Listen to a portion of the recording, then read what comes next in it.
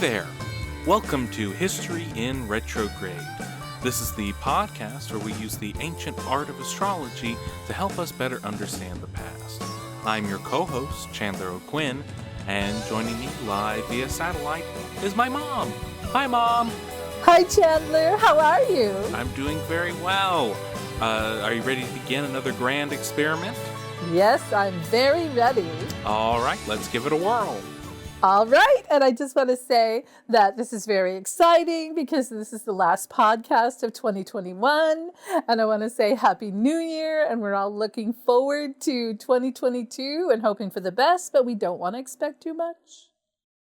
That's right. Yes, you should be listening to this, or I'm not sure when you will be listening to it, but it will be published on New Year's Eve, December 31st of 2021, and it has definitely been a banner year for the two of us as we have started this grand experiment and been able to share it with everyone, and we're so happy that you all have been listening this year and hope that you tune in to hear many more of our adventures going into 2022. Yes! Yes! I just wanted to jump in, Chandler. I'm so excited because I just feel that we're so blessed and we're so lucky to have so many wonderful listeners all over the world and all over the United States, and just people who are so interested in all the history and the combination of astrology and the history. It's just really lovely. And I just want to say hello and Happy New Year to everyone and wish you all a wonderful 2022. Absolutely. For those of you, if this is your first podcast, welcome. The way that the podcast works is that in a moment, I will give the astrological birth data of a random historical figure to my mother. I, of course, know who the historical figure is because I selected the person, and you, the listening audience, already know because it's in the title of today's episode, but Mom has no idea who this historical figure could be. I will give her the data necessary to create an astrological birth chart. That is the birth time, date, and location of our mystery history guest. She will enter that information into the BAT computer, and out will come the astrological birth chart, where all of the planets, moons, and stars were at the moment that person was born. She will then give us a blind astrological reading, telling us what all those placements mean in terms of the person's personality or characteristics or fortunes. I will then reveal to her who the mystery history guest is, give a little background about the person, and then we will discuss how accurate the chart was at predicting who that person would be. So without further ado, let us begin. Yes. This is a male. All right. Born on the 30th of November. All right. 1929. Okay. At 4:50 a.m. Oh, my. God bless that woman. Yes. The where? United States. Bronxville, New York.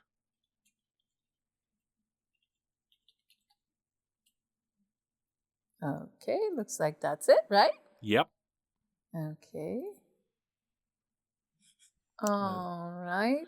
So again, this is a male born on November 30th, 1929 at 4:50 a.m., Bronxville, New York, United States. Okay. Well, the first thing I want to say is that this chart, you can see this, right, Chandler? Yes. You see how everything is, there is a concentration here. You can see that this is kind of a splash. There's in the first house is a concentration. But you can see that this is a splash, which is an unusual chart to have planets in all the way around, almost all the way around the circle, right? Mm-hmm. So that's very unique and very interesting. It does lead to a more dynamic individual. It's more rare that they have a chart like this. So, okay, we will start with We're going to start with the first house because there's a concentration here. All right. And this person has Scorpio rising. Okay. And then this person has Sun in Sagittarius at 7 degrees. Okay. So let me make sure. Yes. Okay. I just wanted to make sure because I'm looking at several different things at once. All right. So their moon is in Scorpio at 28 degrees. Their sun is at 7 degrees Sag. Their Mars is at 8 degrees Sag. And their Mercury is at 9 degrees Sag. So Mars and Mercury are conjunct literally to the sun by degree because they're within a 5-degree orb, right? So that's very concentrated Sagittarian energy. What does it mean if things are conjunct? Does that mean like they're very, like if you were to look in the sky, they would be very close to each other, or? Well, what it means is that these planets were traveling, all right? Mm-hmm. And they were at this degree, okay, at the time this person was born, they were at this degree. And when, like, if we went to look at the planets right now, there's something called an ephemeris, and it has a listing of where all the planets are and where all the planets have been and where all the planets are going to be, all right, by degree, from 0 to 30 degrees, all right? So each one of the houses has it has 30 degrees in it, but see how this house starts in Scorpio and then ends up in Sagittarius. Right. You see that line right there? Yes. So that changes. So you have a heavy first house, but not all the planets are in the same. Not all of these planets are in the same sign. Okay, so you have Venus. All right, at 21 degrees Scorpio, and the moon at 25 degrees Scorpio, which is also very conjunct, all right, because they're close together. They're within 5 degrees of each other, okay? So what happens is when you have conjunctions like this, it means that you are more that. You know what I mean? Like I guess you could say if you were a cup of tea, all right, it would be like, well, 1 cube of sugar is that much sugar, right? But then you have 2 cubes of sugar, right? So not only does this person have Venus and Moon in Scorpio, their ascendant is Scorpio. So now we have 3 cubes of sugar, right? And they amplify each other. Yes, they amplify each other. Okay. Okay. And then this person also has 3 planets in Sagittarius, right? Those also amplify each other. Mm-hmm. Okay. And this is all in the first house. Okay. So this is a very dynamic personality. Okay. This person, whether they are, like in the public eye or not, which I'm assuming they are in the public eye. If they are in the public eye, they have this very dynamic persona. I would say that this person is probably not only attractive, but also rugged, like, because of all the Sagittarius, right? This person has Sun conjunct Mars. Because Sagittarius is the hunter, yes. So yes, outdoorsy nature sort of yes. things. Yes, absolutely. They're also seekers of knowledge. They're also they are very independent people. They need to be able to have their space. They need to be able to do things their way.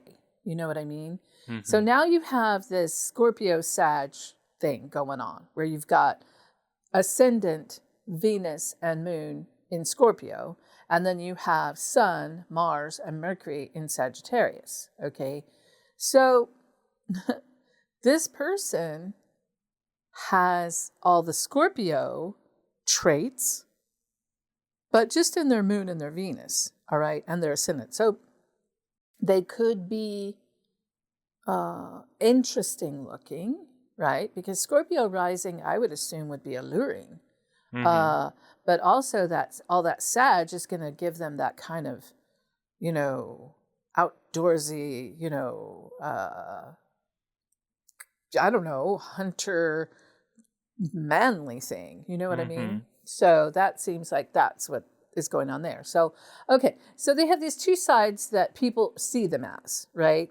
Kind of on the one hand, handsome, maybe even mysterious, maybe a little bit mysterious, But this person having moon in the first house would be very in touch with their emotions. In Scorpio, which is a water sign, they should be very in touch with their emotions, and they should also be very understanding or very interested in women. And their mother, because this person has Venus conjunct moon. That's all women. That's all the women. That's it. That's all the women. So this person, women are very important to him. And like both sides of the coin, the idea, like the motherly, sisterly aspect of women, as well as the romantic aspect of women. Okay.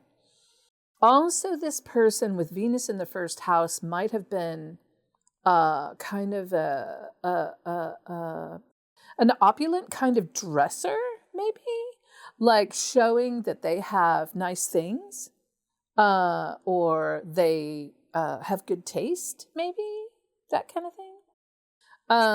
But at the same time, it's almost like, okay, this person has really nice guns or whatever the Sagittarian hunter has. Like, this person has very nice bow and arrow because they have Venus in conjunct, all this Sagittarius in the first house. So I don't know, something about this rugged,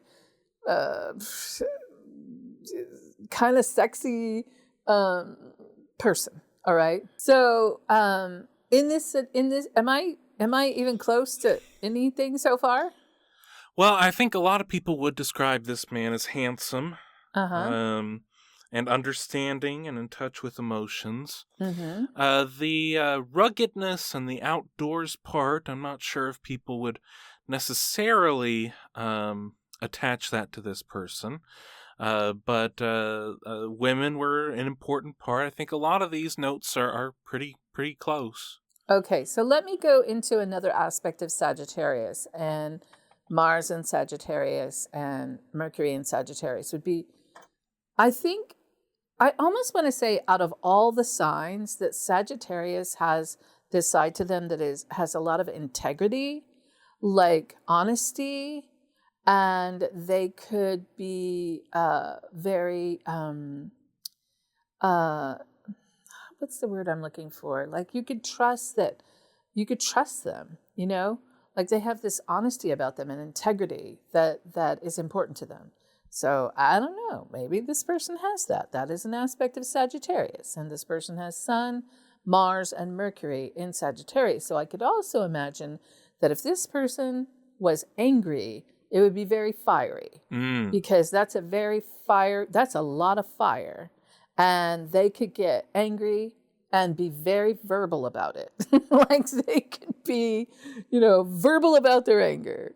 So it's possible that this person was very able to express themselves in any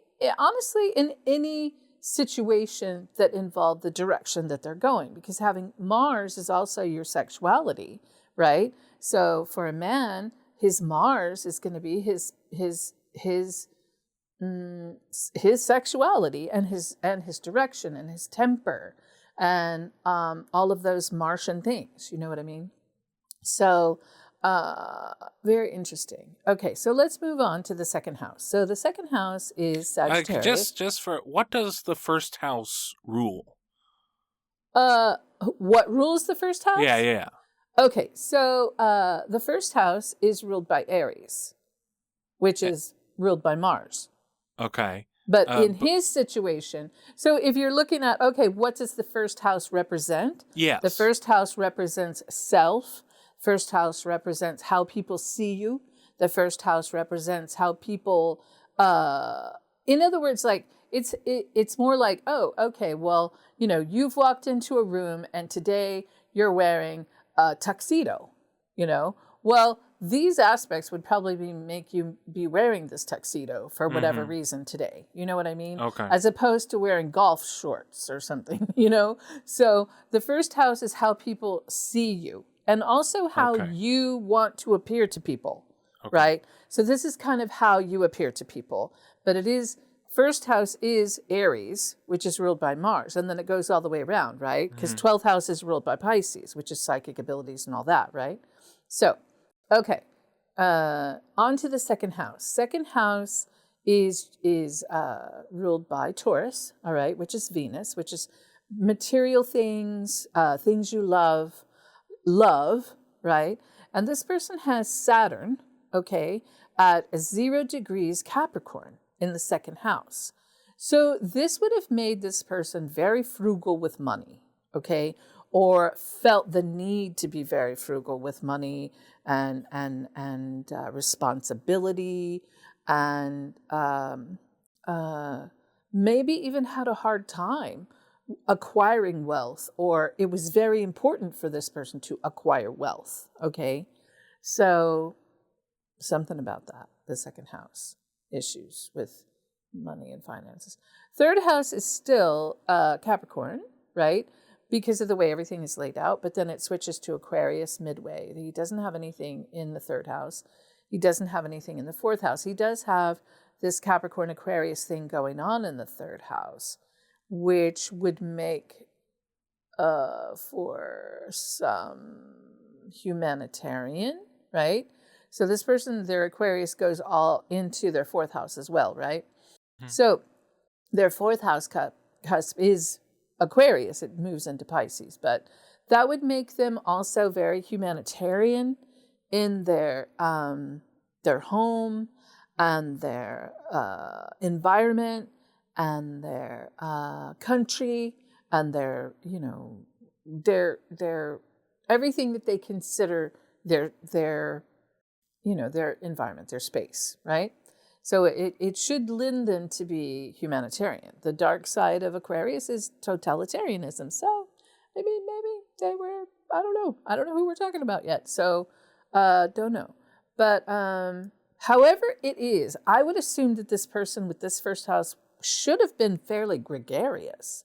Like easy to get along with, but at the same time that this person was kind of easy to get along with this moon and Venus and Scorpio, it's almost like this person knew how to be gregarious and get along with people, while at the same time possibly having secrets or an agenda or something, so that they knew, like, okay, if I can maybe even, I don't know, manipulate people. I don't know. So I mean, they had the power. Whether they used it or not, I don't know. Okay, and then fifth house we have Uranus at 7 degrees Aries. Yikes. Okay, so that is serious fifth house power. Uranus is quick, fast. Things happen quickly. That kind of power in the fifth house, I would say, is normally a performer. But it can also be someone who deals with power, okay? Could be a powerful person, a powerful leader. Fifth house is ruled by Leo, which is ruled by the sun. And this person has Aries in there. I mean, this person has Uranus in Aries in that fifth house. So possibly leader or a performer, maybe. So sixth house, they have their Chiron in the sixth house. And Chiron is in Taurus at 10 degrees. Also, that is conjunct their north node in the 7th house, which is also in Taurus. You see how these are both in Taurus? Yes. And this is just 2 degrees different right there. So they're very conjunct, right? And Chiron, as we know, is the wounded healer. So if this person did do their work for their karma, because Chiron is whatever karma you brought in with you, right? Also, 12th house is whatever karma you brought in with you, but Chiron is more like something you kind of deal with all the time, as opposed to like a 12th house, which would be like something that you have to deal with at different times. I don't know. I'll try to explain it better in another way. But in this particular situation, it's in Taurus, okay? So that would put, with Chiron being in the 6th house and North Node being in the 7th house, this wounded healer has something to do with work, healing, communications, organization, all these Virgonian things, okay? Because 6th house is ruled by Virgo, all right? Which is ruled by Mercury, which is communications, but it's also work, because Virgos really like to do really good work, right? It's very important for them to do good work. So somehow there was some lessons to be learned with work or health or something like that. So that also might have affected this 7th house North Node, which is 12 degrees in Taurus, and that is the direction they're supposed to go. So they have North Node in Taurus in the 7th house. So Taurus is ruled by Venus, okay? But Taurus people are very driven, right? So in partnerships, in romantic partnerships, in friendships, in business partnerships, this person must have been the driving force of that, or felt the need to be the driving force, or felt maybe everything was on their shoulders to continue to move forward. It's very Taurus. Taurus is very plodding. They don't give up. They are very determined. If they go this way, they're going that way. There's nothing that is going to change their mind. They're going this way. You cannot stop them, so you might as well get out of their way and let them do it. So this is coming across in this 7th house of partnerships, business partnerships, friendships, romantic partnerships. Then we have Jupiter in the 8th house. This is a good place for Jupiter to be. It is at 11 degrees Gemini, so that's very benevolent in the 8th house. 8th house is ruled by Scorpio, so it is, so this person has Jupiter in the 8th house being very benevolent with sexuality and death and rebirth and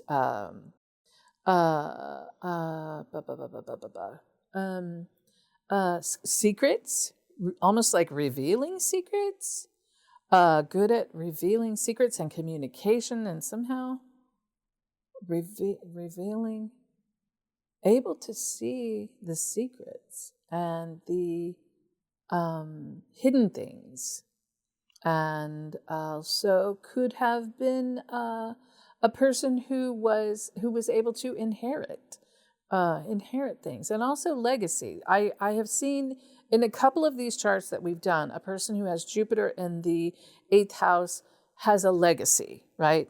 In history, like they, almost like that's what they're supposed to do. Like it's very important that people remember who they were. Is any of this making sense? So, and this is connected to the benevolence, like someone would be able to know when it's the right time to reveal a secret to help someone? Okay, well, in this situation, Jupiter, okay, this person has Jupiter in Gemini.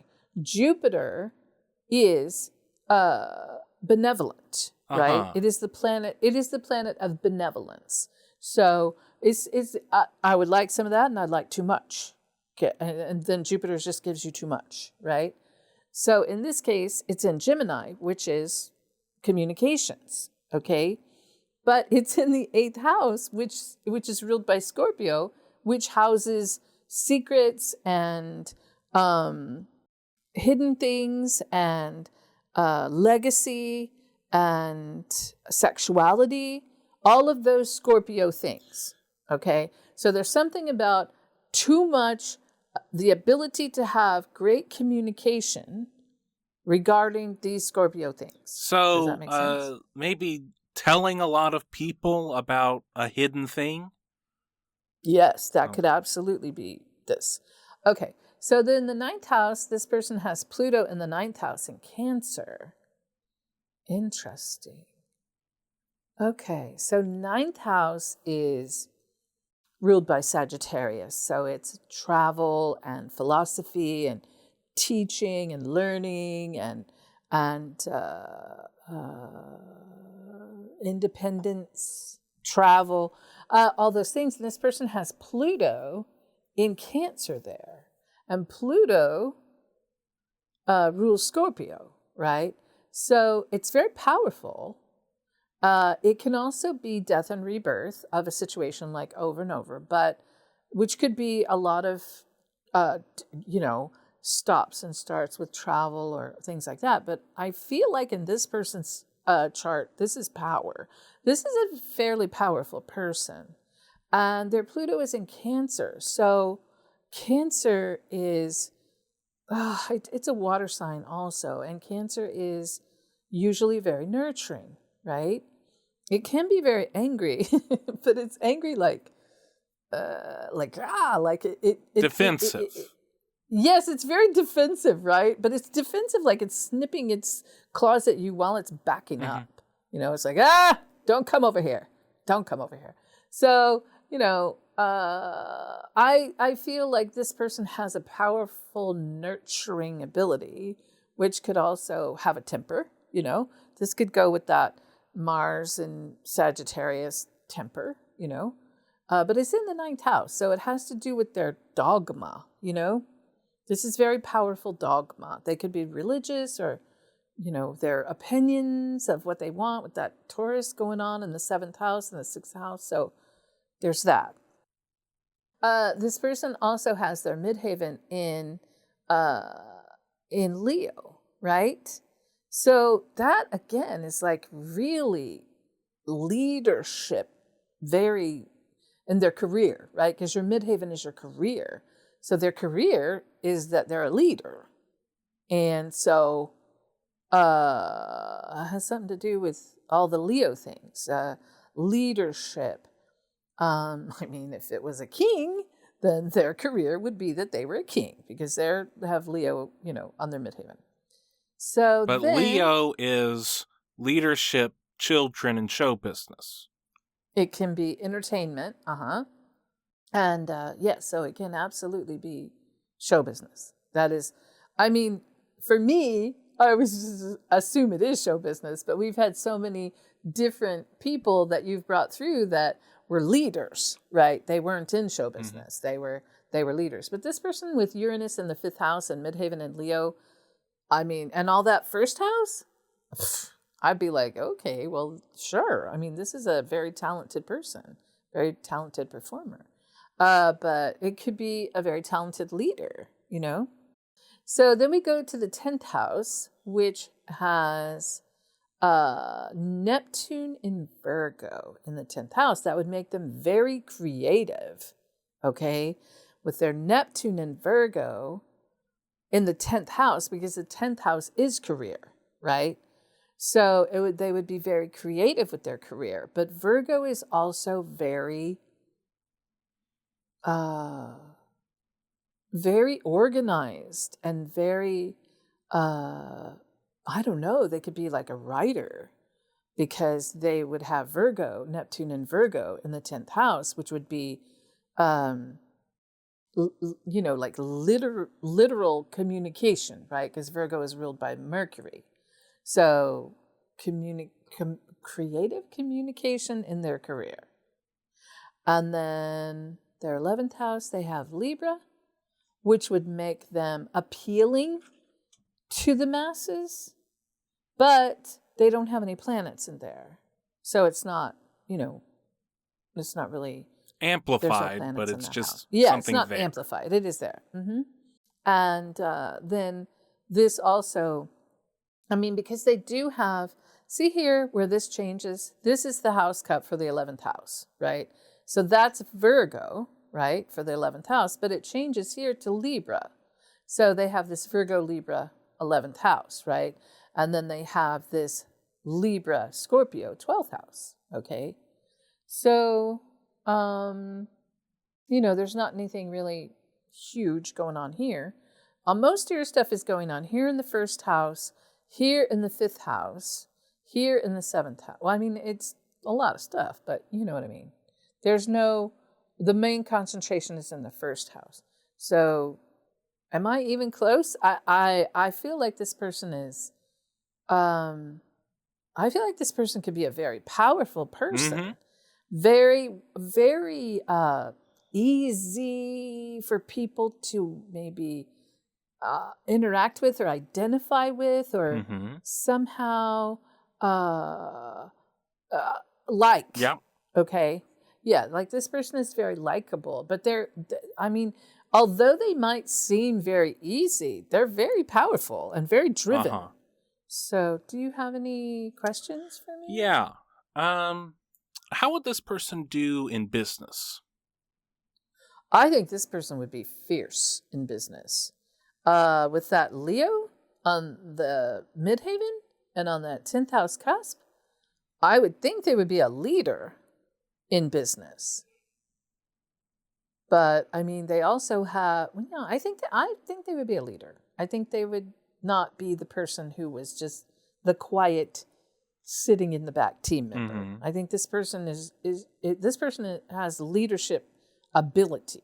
They've got Uranus in the 5th house in Aries. They've got Mars in the 1st house in Sag, and they've got Leo on their midhaven, and this is a serious fire. This person's got a lot of fire. Mm-hmm. Uh-huh. And how would this person do with communications? Well, I would think that this person would do well with communications and would be creative with their communications. They've got Jupiter in Gemini and Neptune in Virgo. So those are your, Gemini and Virgo are ruled by Mercury, which is communications. So I would think they would do very well with communications. Mm-hmm. Can you tell us anything you can get about the parents? Well, normally when you look to the parents, the sun is the father and the moon is the mother. All right. So in this situation, the sun is Sagittarius sun. So I would think that the father would be earthy. Sagittarius is fire, right? But Sagittarians are very earthy for a fire sign. They really like nature. They like animals a lot, and they like to be around nature. So I would think that this person had a good father, and their mother is the moon is in Scorpio, so their mother may have been a little bit more difficult than the father, but if you go with more of a dark side, but I would think the mother and the father would be kind of a prominent part of this person's life, since both of these are in the 1st house. Somehow they're very significant to this person. Not that everybody's parents aren't significant, you know what I mean? But somehow they are reflected in this person's personality. Mm-hmm. I believe he probably loved his mother very much because it's in the 1st house, and the father too. So, what kind of person would this person look for in a romantic partner? I would think this person would like someone who was kind of Scorpio-ish.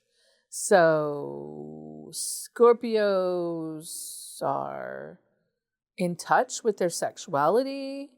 This woman would probably be beautiful, but in a way that was kind of sexy. Mm-hmm. And this woman would probably be very comfortable with her sexuality. And also with him having this North Node in the 7th house, he would be looking for a partner. But I think kind of a like a femme fatale. I want to say like a femme fatale kind of woman. This might be a bit of an odd question, but I'll shoot for it. Can you get any sense of what this person's spiritual age would be? Like, some people are old men, like myself, are old men inside. Some people are very youthful inside. I'd say you are a very youthful person inside. Can you get any sense of what this person might be? Well, this person has Sun in Sag. But I mean, I don't know, because see, for you specifically, you're an Aquarius, and Aquarians are all born old, and then they get younger as they get older, right? So this person has Sun in Sag, which is normally very jubilant, right? Normally youthful and playful, and that's kind of a thing for people who are Sagittarians. They're not usually seen as being old. You know what I mean? So I would think more youthful. Okay. But as far as that's how he's perceived. But, I can't really say as far as how like an old soul, right?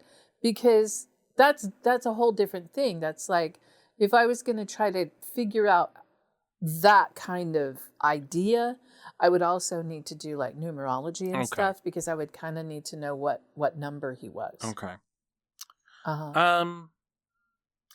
Can you see anything about like what music, the role music might play in their life? Music.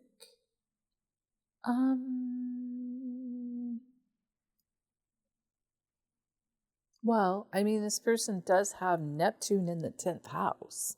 So, I mean, it could be all music. You know what I mean? Like Neptune is ruled, Neptune rules Pisces, right? So that is dreamlike creativity, the ability to write music, and so it could very well be a musician. This person could be a musician, because I would think that they would have the ability to create music and create anything. They have Neptune in the 10th house. They could create anything.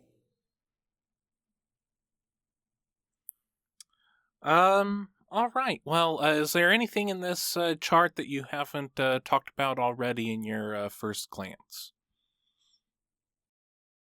I would think that because I always like to go with the light side of things. So I would think that this person would be very fun to work with. I think this person would be fun and creative, but also has a very serious ability, for career, and serious like fire in their 5th house. So, I mean, I think I would like to hang out with this person. I think so too. I think I think you would. All right. Let us do our summary of our findings. So the first thing you said was attractive. You went back a couple of minutes later, alluring and handsome. Talked about might be a rugged person, an independent person. This person is in touch with their emotions, is an understanding person, very interested in women. Women play a very important part in their life. An opulent dresser, possibly. A good taste. integrity, honesty, trust, but might have a fiery temper and very verbal about their anger. Very frugal with money, important to acquire wealth. Humanitarianism plays a role in their life. Home, community, country. This person is gregarious, easy to get along with, but he knows how to portray someone who gets along, but is always calculating on the other end, maybe towards another means. This person could be a performer. Whatever they did, they would be powerful in it and very quick. There are lessons to be learned with work, health, communications. In partnerships, he is the driving force in all, be that business or friendships or romantic partnerships, is the driving force in that. He is very benevolent, benevolent with sexuality, communication, revealing secrets, hidden things, telling a lot of people about a hidden thing. This person might be able to do that very well. Powerful person, powerful, nurturing, but has a temper. Powerful dogma rules this person. Leadership in show business is a possibility. Very talented, very creative with the career. Organized, a literal communicator. Would be appealing to the masses, very likable. A fierce businessman, a leader in business. Good and creative with communicating. This person would have a good father. The mother might be a little difficult, but the parents would play a prominent role in their life. A romantic partner would be in touch with their sexuality. And it's part of his goal in life to find a partner. This person could be perceived as youthful. Music might play a prominent role in their life. This person is very fun and creative, but is very serious about the career. Is there anything that I left out? No, I think that's really good. Would you like to know whose chart you've been reading? Yes. So, this being published on New Year's Eve, I think that there's one man that comes to my mind as being entirely synonymous with New Year's Eve. This is the astrological birth chart of America's oldest teenager, Dick Clark. Oh no, that's wonderful. Okay, I love this. Yes, this makes a lot of sense. Heck yeah. This makes a lot of sense. Okay. Yes. I see everything. I mean, think about, especially like, look at this Neptune in Virgo. That is communicating the music, right? And then this Leo and his, oh my goodness, yes. And then you ask me, like, would they be considered? Nope, they would be considered young, right? Oh, that's very good. Okay, I like it a lot. So for maybe our international listeners or our younger listeners who are a little bit unfamiliar, Dick Clark, I and many Americans connect him with New Year's Eve. He hosted ABC's telecast of New Year's Rockin' Eve from 1973 until his passing in 2011. Generations of Americans began and ended their year with Dick Clark, counting down to and being in Times Square, no matter the weather, how cold it was, counting down with the ball going down in Times Square. So that is the major reason why I've chosen him for today. So Dick Clark was born Richard Wagstaff Clark on November 30th, 1929 in Bronxville, New York. He was born to Richard Clark Sr. and Julia Barnard Clark. From the very beginning, Dick Clark was an enterprising young man. There's one story that his mom used to tell that Dick Clark set up a shoe shine stand when he was very little, and on a piece of cardboard he wrote, 1 shoe can be shined for 3 cents, 2 shoes for 5 cents. That's brilliant. At the age of 10, Dick Clark attended the 1939 World's Fair held in New York and saw a miraculous piece of technology being displayed, and this was a television set. And this made a very lasting impact on the young man. He talks about that it was this very weird science fiction thing of the image being transported to a very tiny screen, which was then reflected onto a mirror in front of everyone, and just captivated this young 10-year-old. Of course, having no idea that the role that television would play for the rest of his life. 3 years later, at the age of 13, he saw a radio show, a live broadcast in a theater. It was hosted by Gary Moore and Jimmy Durante. And from that moment, he knew that he wanted to be in broadcasting. He wasn't even entirely convinced that he would be in front of the mic. He was just fascinated with the business of making a show. And his family was very supportive of this. Apparently, the dad had the conversation, as you do with young kids, what do you want to do when you grow up? And Dick Clark knew, I want to be in radio. And so Dick Clark's dad, his brother, so Dick Clark's uncle, just bought a radio station in upstate New York. And his dad stopped what he was doing. He was a salesman in New York. He stopped his livelihood, moved up to upstate New York to help his brother run the radio station so that his son, Dick Clark, could get into the radio business. Wow. At the age of 16, Dick Clark started doing announcements for the radio station. And he was very good. This was WRUN in Utica, New York. And he started to get offers from other radio stations. In Syracuse, they had WOLF asked him to come on as a personality. And to make sure that he didn't embarrass his father, he took the stage name of Dick Clay. That way, if things didn't go well, it would not reflect on his father in the radio business in Utica. But that was not a problem. Dick Clark took to the radio, and audiences loved him immediately. And he was asked to be a disc jockey back at his father's radio station. And by the age of 17, he was he was a professional disc jockey being paid for broadcasting, and he never had to do anything else for the rest of his life. In fact, his father said, this is fine for you being 17, being disc jockey, but you need to find some other way of working because there's no way you're going to be a disc jockey when you're 30.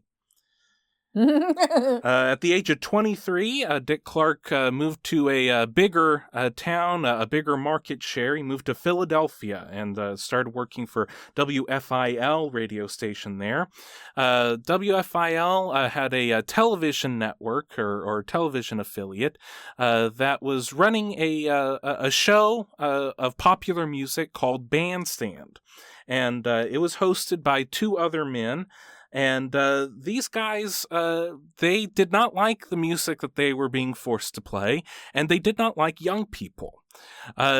Oh, no! So it was a number of years that they continued doing this show. While they were doing the television portion, Dick Clark was doing the radio version of the show, and it was just him playing these records.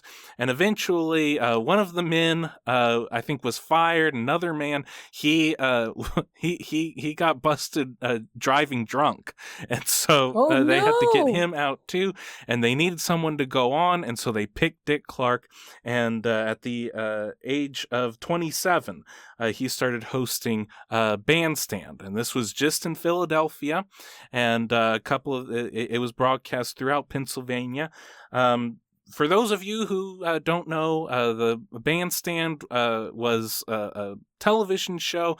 In the early days, it ran for hours each day, where just like the radio, they would play all the new songs, and then they would have teenagers dancing while all these new songs were being played.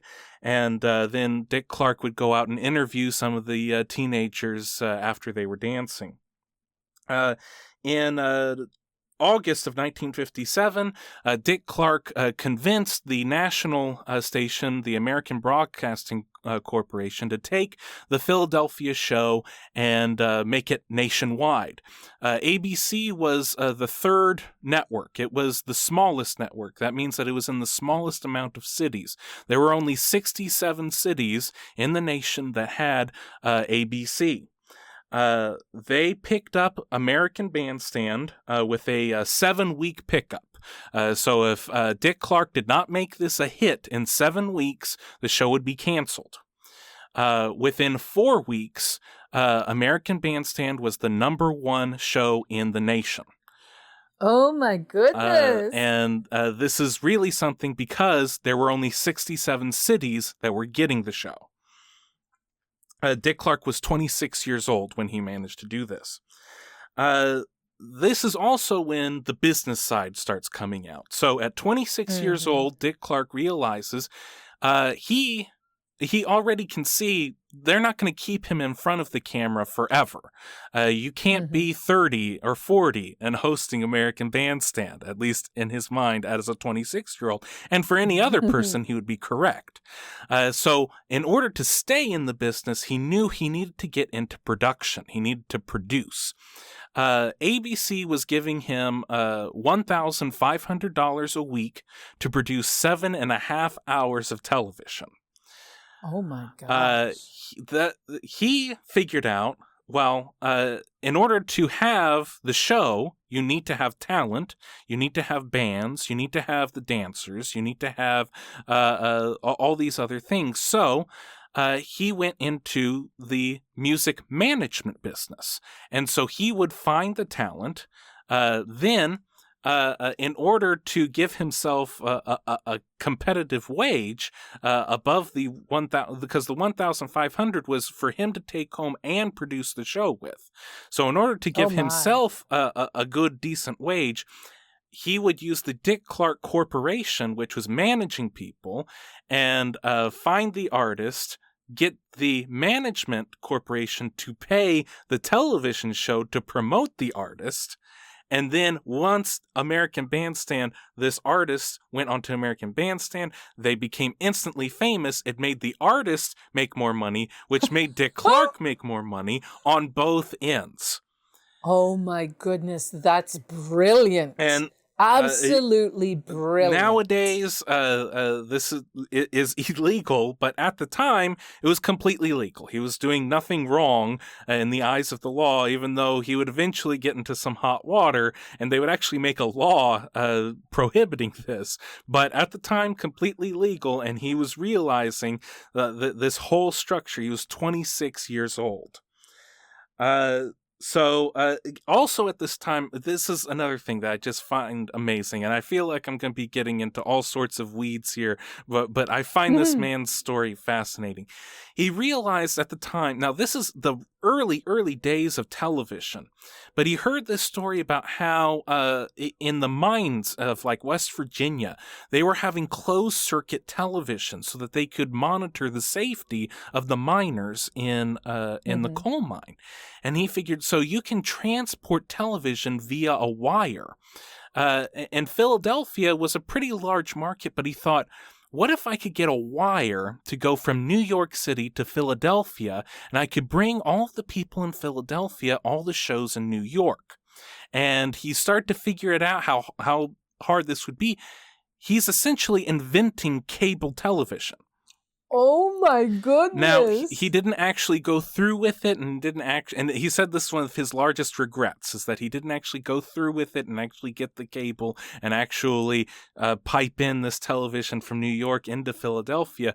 But he's always looking to the future, and he's always seeing the innovations here, and not just in the creative parts, but in the technical parts as well.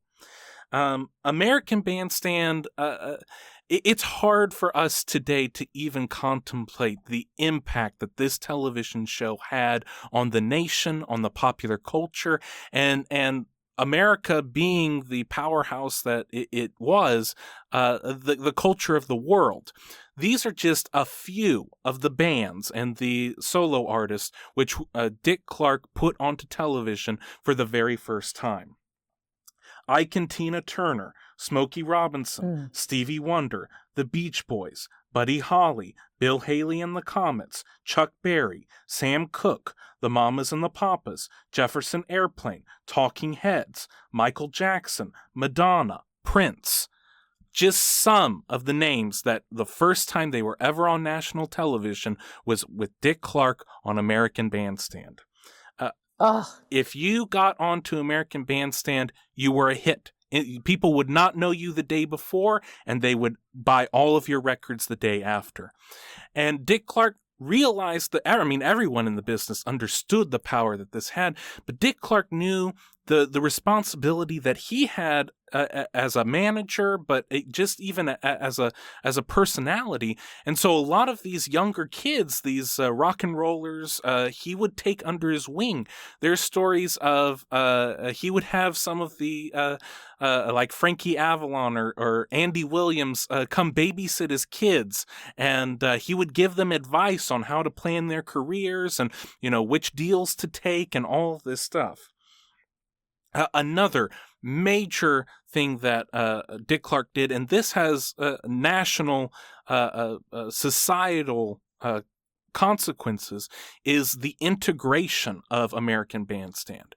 This was the first nationally televised show to have black dancers and white dancers on it. And this is the 1950s in the United States. Anyone familiar with the civil rights movement knows that this is the time of segregation, of Jim Crow laws, where blacks and whites are not able to eat at the same counters. When big acts would go into venues in the South, there would be a dividing line down the ballroom, and all of the blacks would be dancing on their side, and all the whites would be dancing on their side. And here in 1956 and 7 and 8, Dick Clark saw that it was the right thing to do to have blacks and whites dancing together, enjoying the music together. It's not just a television show. This had a profound impact on the nation. And then young children grew up watching blacks and whites dancing together and not thinking that there was anything wrong with it. And that really it had a profound impact on generations of people. That's awesome. That's so amazing. I remember that. I remember, I mean, I was really little. I was very little, but I remember watching American Bandstand. I think it was on every Saturday, and I watched it every Saturday. I thought that's where I saw the coolest things, because I was like, whatever, 4 or 5. And that's when I started watching it. And I thought, wow, this is it. This is the coolest thing. Absolutely. All the coolest dance moves, all the coolest clothes, all the coolest music. This was where it would all break. And Dick Clark, he was titled America's Oldest Teenager, because they were all teens who were dancing, and he would go out there and he would talk to them and interview him. And a lot of people, you think of Steve Allen, you think of these other broadcasters at the time, were very put out with rock and roll, very put out with teenagers and this young culture.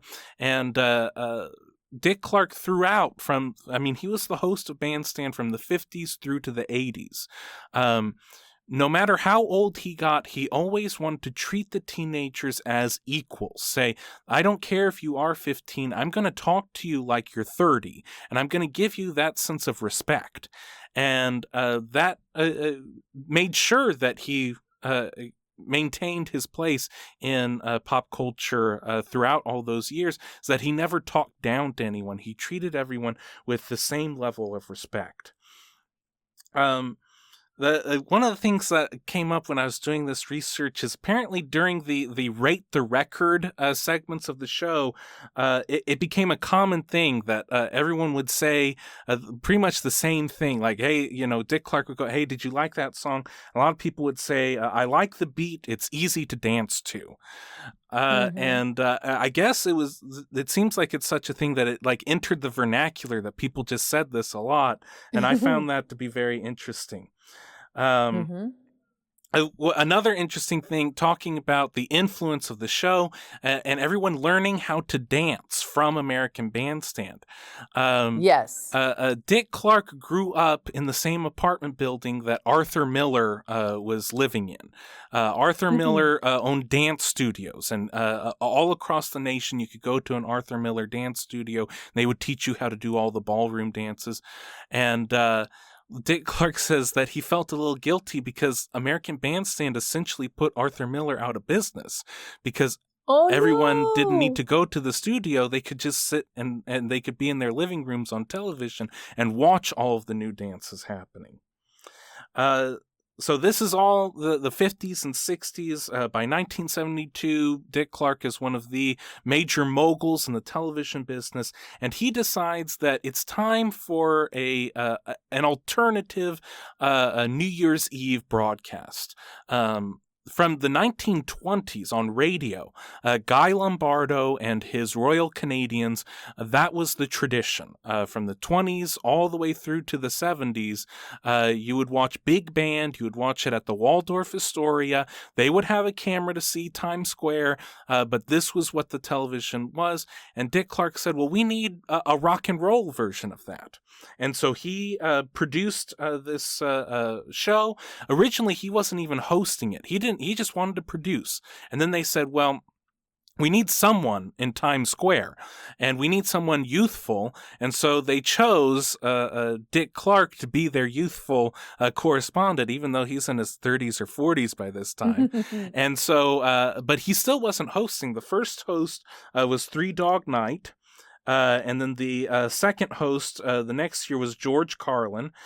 So if you look, on CBS, they're having Big Band, and I love all that music too, but you can just imagine the dichotomy of, Glenn Miller songs and Guy Lombardo songs, and then you flip it to the next channel, and they're having Three Dog Night, Helen Reddy, Al Green, Billy Preston, Linda Ronstadt. This was the new show to watch, the Rockin' New Year's Eve. And by 1974, Dick Clark was the one who was hosting it and would host it until his death.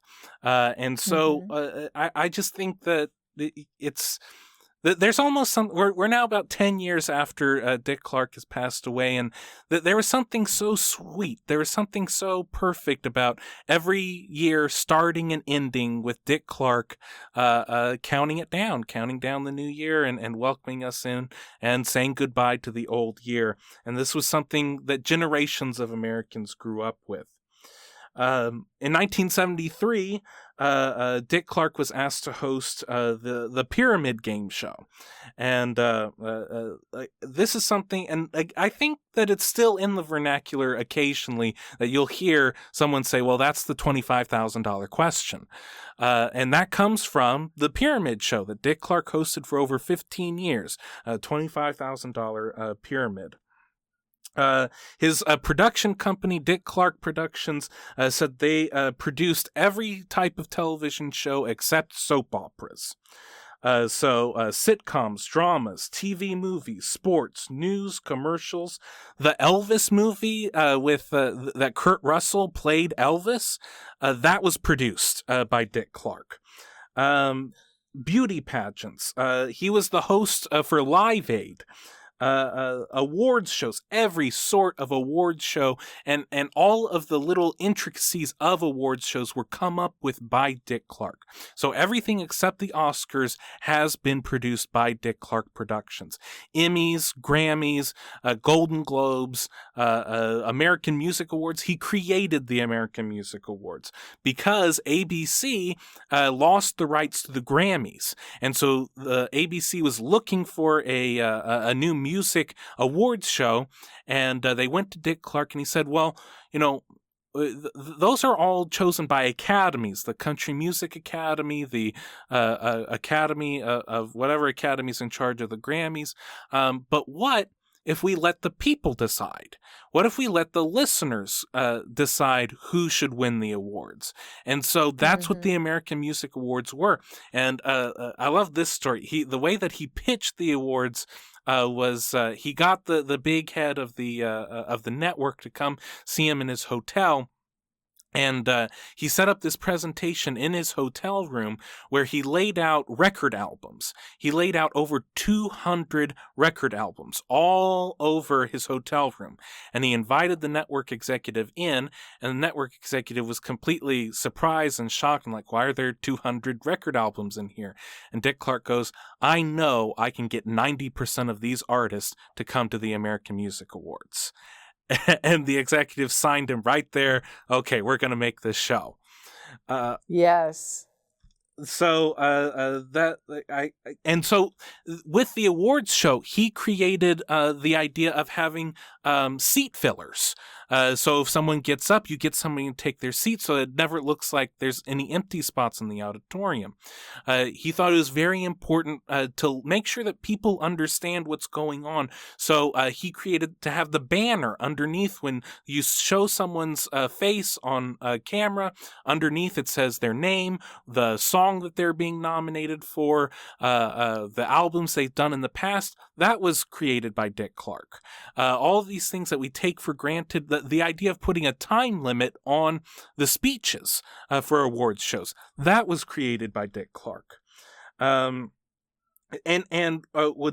was the consummate producer and host. He tells these stories where it's almost like he's like Superman. Like wherever he goes, he brings his tuxedo with him in case he needs to go out there and host the event. And there's this one story where there was an awards show in Australia and things were completely falling apart, and because a crane, like a flying crane, had gone in and knocked down the power line and completely short-circuited all the power.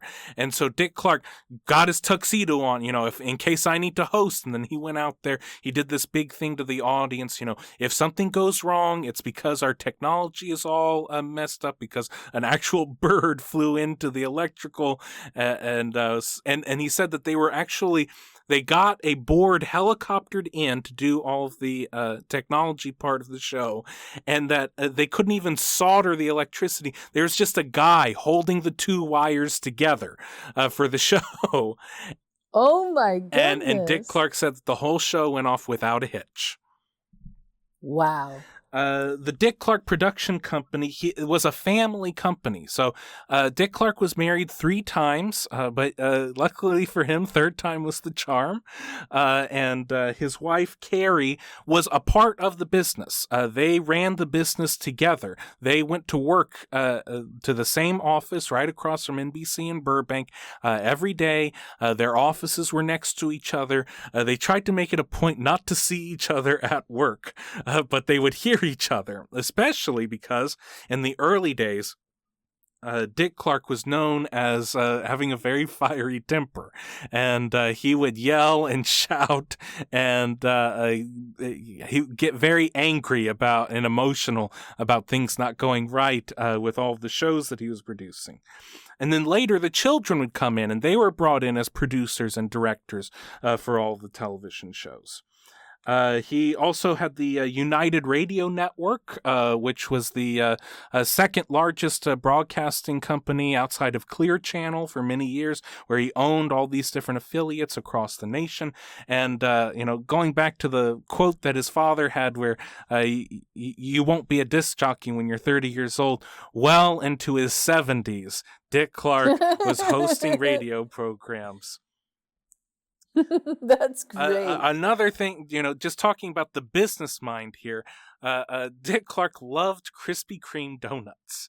And he wanted to have the Times Square Krispy Kreme. He wanted to own that. He wanted to be the franchiser of the Times Square Krispy Kreme, and the Krispy Kreme. He kept calling them day after day. This is what I want. I know I can do it. I can make profits.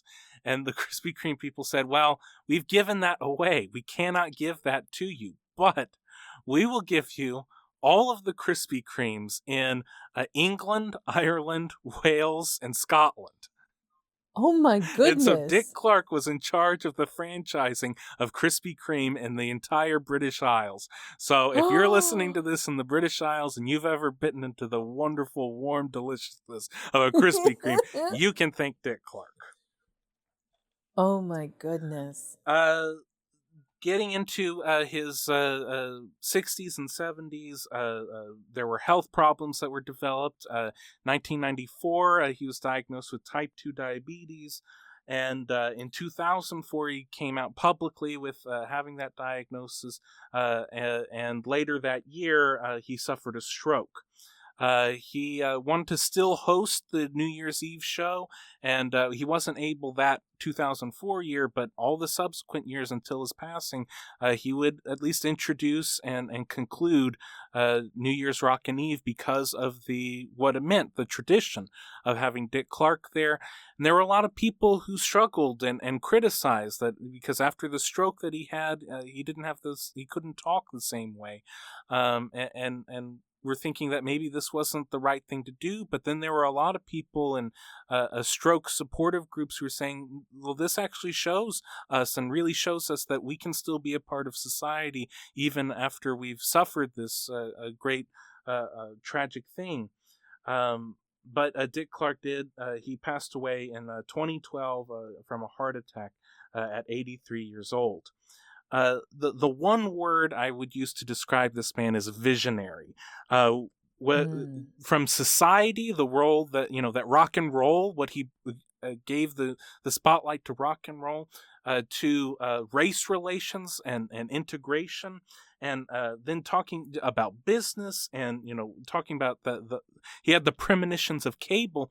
In 1990, he gave a speech where he was saying, the record business needs to change.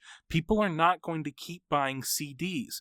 As technology advances, there's going to be a wire that comes into your house and delivers all of your music to you. Nobody's going to own physical music anymore. He was saying this in 1990. No one listened to him. They thought, well, people are buying cassettes and CDs. Why do we need to change anything? He essentially saw the internet and what the internet would do to the music industry decades before that actually happened. So a complete visionary on all counts. And I will just say for myself, and I think I speak for our family and for many Americans, that every New Year's Eve, I think of Dick Clark, and I do miss him saying goodbye to one year and introducing us to another. Yes, absolutely. I mean, we've loved Dick Clark. I've loved Dick Clark since I was a child. And, American Bandstand was already well, on its way when I was little. So, and then, introducing it to you when you were little, the New Year's Eve, Dick Clark's New Year's Eve. Dick Clark's Rockin' New Year's Eve, right? Okay. And so, I mean, but don't you think that Dick Clark is just kind of America? Yeah. Like, it's very America, Dick Clark, and sort of kind of what I feel like America really stands for as far as like music and youth and young people. And, as we all grew up with it, it became old people too, you know? So, yeah, I do miss it. I miss it a lot. And I have to say that I did like watching Dick Clark even after he had had his stroke, because I thought, oh my, this is really a person who is very driven, and isn't going to let this stop him from what he's trying to do. But again, I mean, the research that you've done is incredible, Chandler. I didn't know all these things about Dick Clark, and I'm very impressed, and it's very clear in his chart that he had the capability of doing this, and this Jupiter and Gemini in the 8th house, this legendary, really brilliant legacy, of all the things that he did and the power that he had and the brilliance that he had in his career and the creativity of his career, It's very impressive and very amazing, and I and millions and millions of other people, loved it, Clark. Mm-hmm. So I'm really glad you chose this one. Yeah, I think that one thing, and I know I kind of massaged it out of you, but the being able to communicate to a lot of people about hidden things. That is Bandstand. That is what he did. He found people, he found talent, and he shared it with the world. The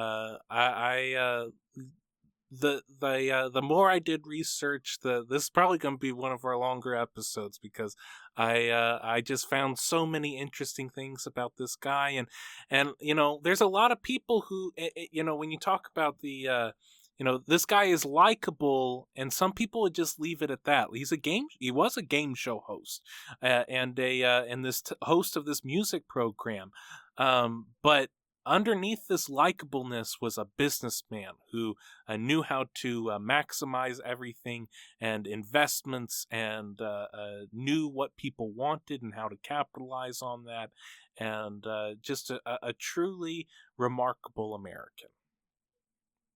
That's really funny because it is exactly what I said. I said, well, he's very likable. I would like him, but he does have this very powerful business side. Mm-hmm. So, and leadership, leading all these things with his creativity. It's really a very brilliant man. And as you said, a visionary. Are there any other things that make more sense to you now that you know who it is? Well, everything here makes more sense, but I mean, I feel like I kind of did describe this as we went through, and I'm very excited that you chose this for New Year's Eve because it's very, very, very appropriate, and I do love it. I think on our scale of right on the money to way out in outer space, this is definitely right on the money. This is exactly who Dick Clark was. I think all of the stars and moons bore it out the day he was born. Absolutely, and I'm really, really glad you chose this one. And I hope everyone had a it's just after midnight, right? On New Year's Eve. Tonight. Tonight. Right, tonight is going to be New Year's. Okay, so just to, get it into perspective of when this is going to drop. So Happy New Year, everybody. We're very excited to have you and looking forward to doing a lot more shows for you in 2022. Absolutely, yes. We've got big plans. Hope to see this show grow, and hope to bring you all along with us in 2022. In conclusion, as long as your houses are in order and the stars are aligned, everything will be just fine. Thank you all so much for listening. We love you. Bye-bye. Thank you so much. Happy New Year.